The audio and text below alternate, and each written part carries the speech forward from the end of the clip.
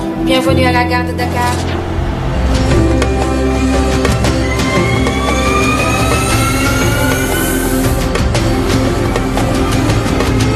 Nous insufflons à chacun de nos pas une parcelle de notre cœur pour révolutionner le transport ferroviaire au Sénégal. Le TER en marche, c'est une fenêtre sur le passé et un regard vers l'avenir.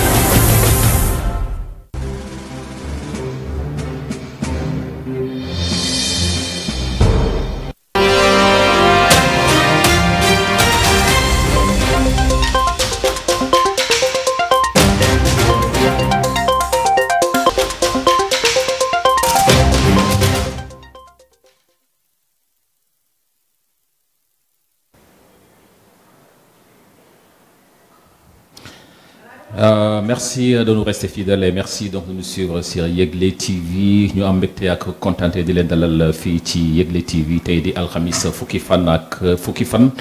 ci weeru novembre atum 2022 ñu am mbégte di ànd ak yéen suñu chronique du jour accès essentiellement si actualité nationale ñu tënk ko ci juróom benn poñ bu ci njëkk moom moo di mandat de dépôt pour Pape Alé Niang ñaareelu poñ bi nag ba léegi dañuy descendi ak affaire Pape Alé Niang ñu gis ne syndicat yi ëmb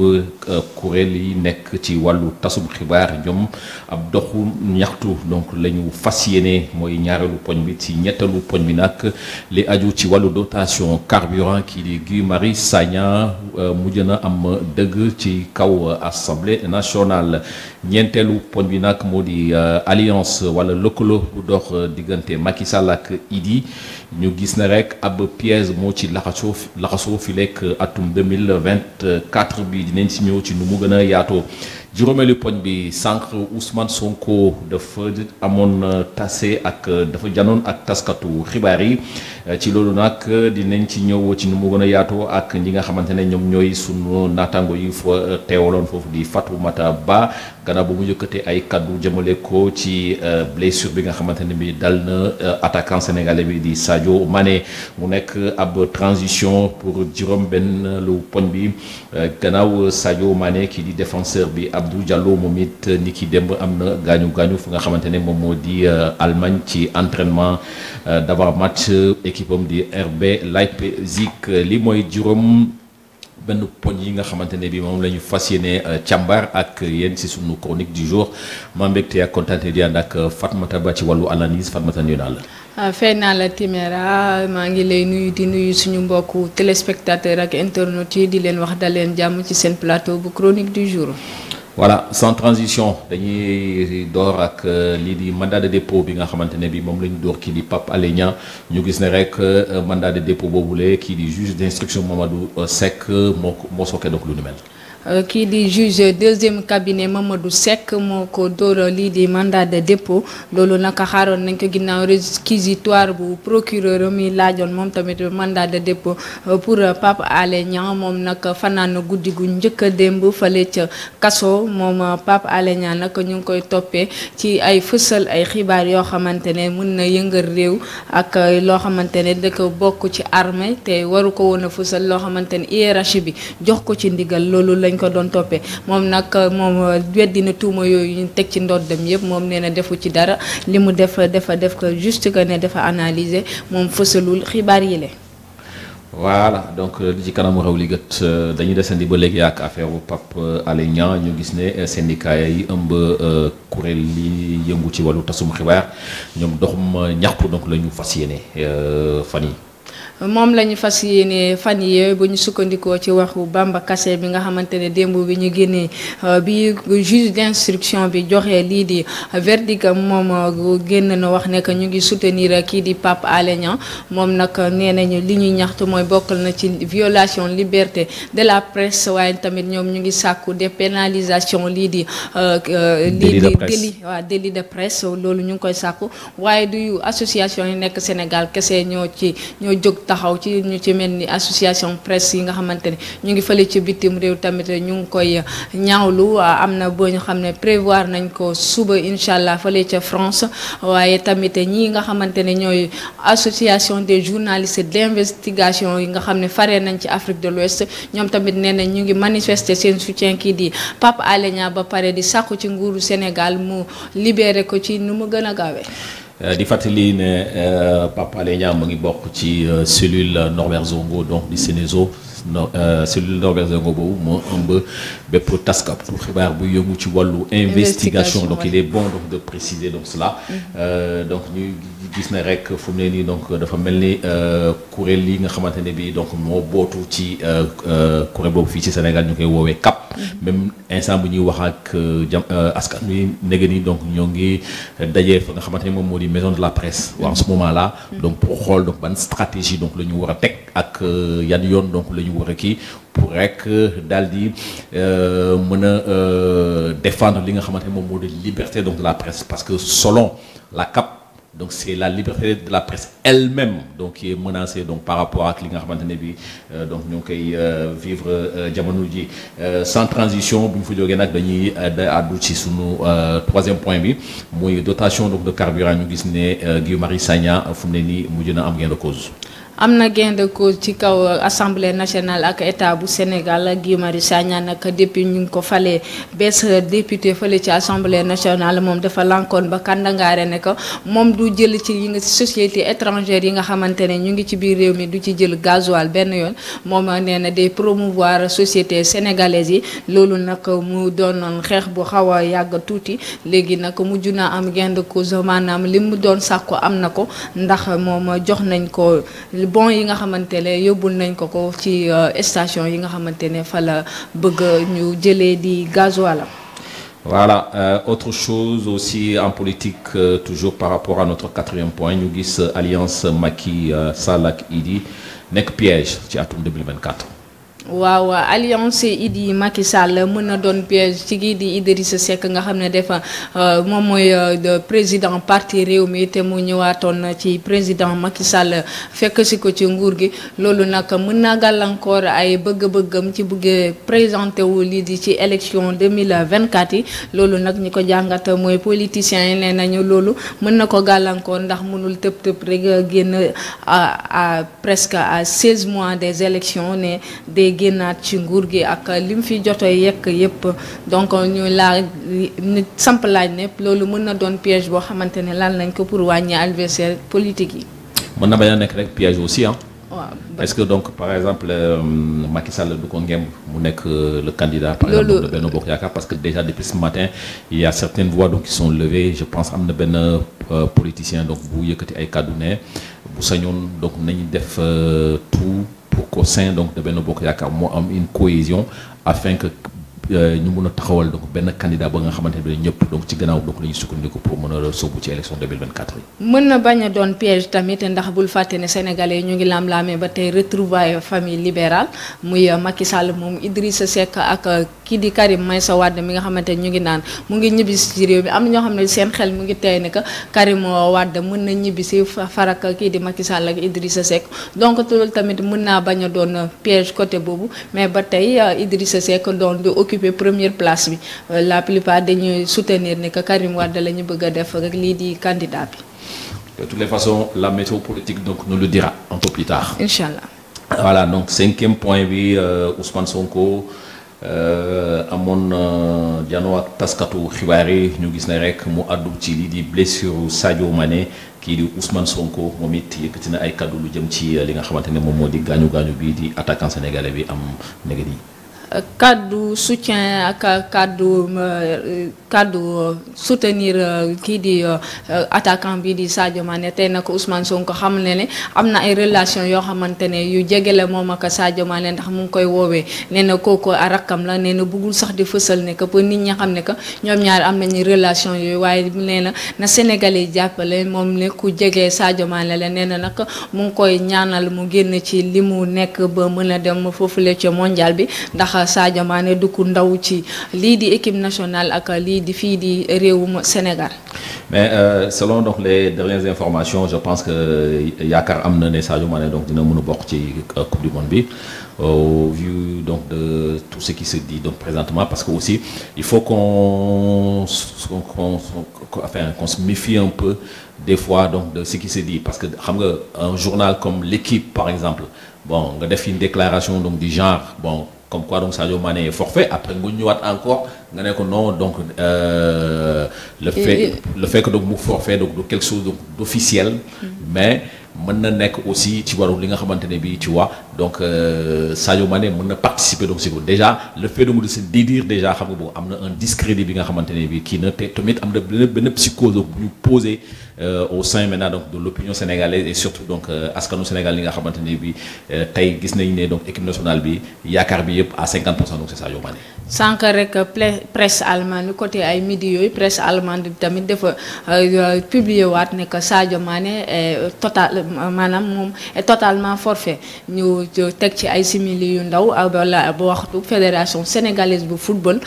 ci benn communiqué bu jóge ci yenn ci bànqaasam yi ñu ne Sadio Mané dina bokk ci liste bi nga xamante ne dinañ ko publier suba donc wax ji mën nañ cee bañ a sori wala di ci gaawtu di ci wax ndax li ñu wax rek li ñu waxoon rek démb Bayern Munich moo mën a ak club bi ak ay médecins ñoo ci mën a àddu nañ démb nee nañ examen yi dinañ ko def d'ici là dinañ xool fédération sénégalaise bu football boobu te génneegul communiqué bu officiel maanaam ay détachement am kese la ñu gis donc comme ñooñu nag wax nañ ko ñi ci sës wax nañ ne que Sadio Mané dina bokk ci liste bu suba ñu jàpp ni peut-être Sadio Mané mën na rater au pire des cas mën na rater match poule yi mais dina ñëw ci compétition. Et attention à l'intox et attention aussi aux fake news parce que comparaison n'est pas raison gis nañu aussi donc la Belgique a publié donc sa liste. Donc des joueurs devant prendre part à la Coupe du Monde. Quelqu'un comme Romelu Lukaku donc mu nekk seen attaquant vedette moom it donc il est blessé mais pour autant il fait partie donc de la liste. C'est ça. Donc voilà donc kon je pense que il y a lieu aussi donc ñu bàyyi xel donc ci yooyu yëpp bu ko defee xam nga donc ñu mën a xam exactement fan la ñu war a taxaw mais yéene wu Sénégal yëpp ak yéene Afrique yëpp mooy Sadio Mané participer ci Coupe du Monde bi nga xamante ne bi donc Qatar donc moo koy dal dañ koy jeexale ak juróom benneelu poñ bi ba léegi ci wàllu sport la tàggat yaram gannaaw Sadio Mané ñu gis ne donc le défenseur sénégalais di Abdou Diallo bi nekk RB Leipzig moom it am na ay gaañu ni ki démb ci entraînement d'avant match bi donc lu nu mel est-ce que on peut dire que donc c'est un malheur donc qui est en train donc de suivre donc le Sénégal ou bien peut-être donc dañu tëg bët xaw ma. waaw loolu la ñuy wax peut-être dañu teg bët ndax boo gisee ci yenn tutoriel yi nit ñi di def sax wala ci vidéo yi nga xamante ne ñu ngi circuler ci li nga xamante ne mooy réseaux sociaux yi à chaque fois dañ la naan favori de maanaam bu ñu la nee favori ci mondial bi ñu jëm forcément yàlla Sénégal. Forcément il y a le Sénégal te bu ñu fàtte ne c'est la première fois ñu gagné sacre continental boobu di Coupe d'Afrique des Nations te ñu yor équipe boo xamante ne am nañu ay joueurs dimension internationale sànq yaa ngi waxu Lukaku ak Sadio Mané bul fàtte Sadio Mané mënul yem ak Lukaku ampleur bi ndax Sadio Mané mooy vice meilleur joueur bu àdduna bi maanaam joueur deuxième meilleur joueur. Ci àdduna bi donc dernier Karim Benzema te bu ñu waxantee dëgg rek bu ñu teniroon yenn performance yi ak Coupe d'Afrique bi Sadio Mané serait le premier donc mën nañ wax ne que Sadio Mané mënul yem ak ñeneen ñi instant bi vu statut bi mu am ci dans le domaine du football loolu lañ ci mën a jàppandi kii di Abdou Diallo nag démb dafa am gaañu moom défenseur bi la moom nag annoncé wuñ dara loo xamante ne mën na ub suñu bopp mais ñu ngi xaarandi fan la information yi nan la ñëwee d'ici suba publication liste bi ak nan la ñuy xamee ne que Abdou Diallo ndax dinañ ko sélectionné am déet ndax dina mën a dem foofee ca Qatar am déet. du ma ne Abdou Diallo il sera sélectionné c'est sûr et certain parce que même lu jot a xew ba ñu donner l'information selon laquelle donc blessure la mais c'est du blessure il a senti benn moment. Donc que ça ne va pas. Donc il a préféré ne pas prendre de risque donc pour jouer donc match. Donc, du coup on vient donc, on nous parle donc de blessures. C'est pourquoi il faut faire très attention aussi aux informations qu'on donne, donc les informations qu'on véhicule, parce que c'est de bonne guerre, quoi. Il faut une guerre psychologique, bon, tu vois, c'est en l'air. Bon, il faut n'y aussi donc tu le loues parce que parce que j'ai vu souvent donc des gens parler donc des gens en disant qu'un pays africain ne gagnera jamais donc une coupe du monde. Moi je ne suis pas d'accord donc sur ça. C'est-à-dire pessimisme jusqu'à ce que yow nga xeb donc sa bop wala nga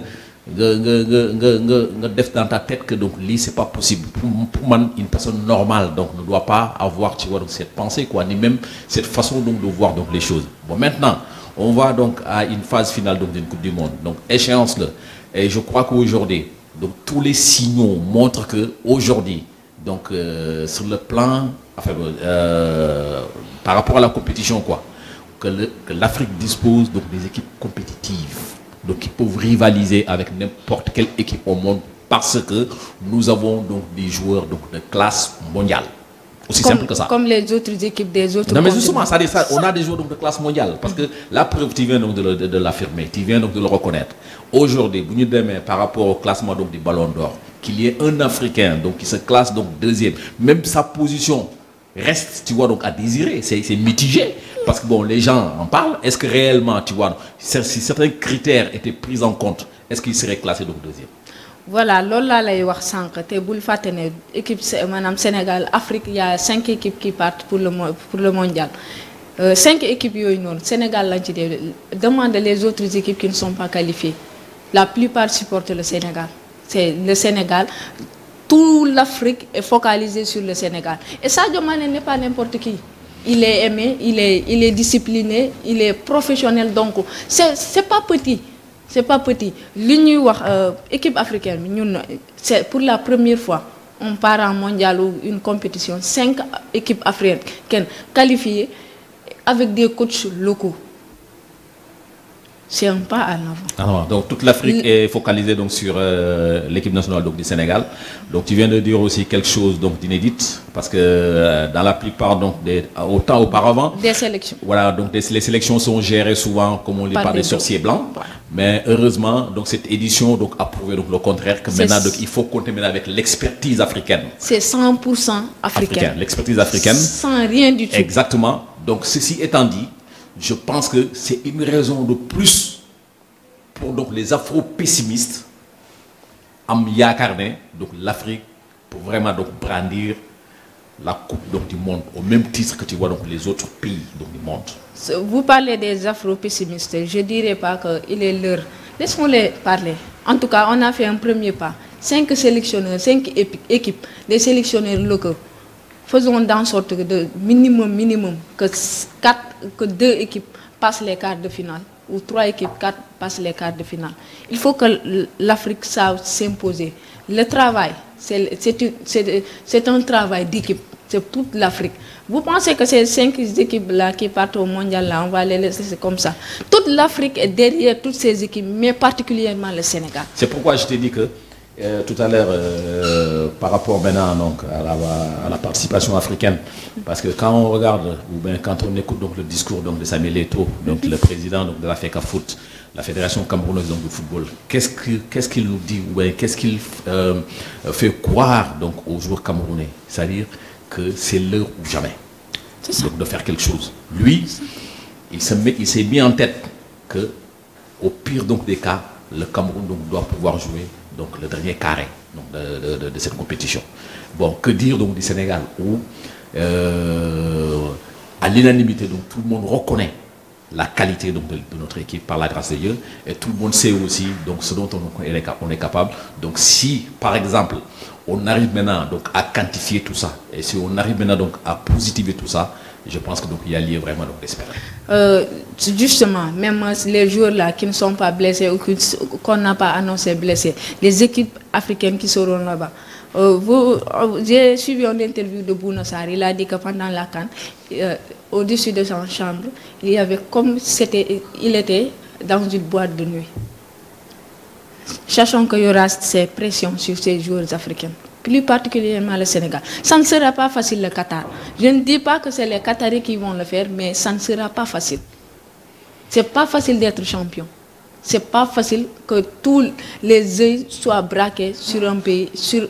26 jours ou sur une sélection. C'est pas facile, ça ne sera pas facile. Le travail ne sera pas facile, mais le peuple sera avec cette équipe et toute l'Afrique. Alors croisons les doigts. Inch'Allah. Lu xaj si lu duuf si nag bi donc xajul ci cin kon on va s'arrêter là aujourd'hui par rapport à notre chronique du jour. Donc di sant ñëpp donc di gërëm ñëpp di la remercier surtout au passage donc par rapport à tout ce que tu as pu donc nous apporter donc en termes d'analyse et en termes donc d'information. Donc di remercier également donc au niveau de la régie donc Baron ak Zéran donc di leen jox dig daje inchallah donc suñu nañu tay xibaar fii ci Yegle TV dina ñaan jàmm di ko sàkku si yéen di leen jaajëfal.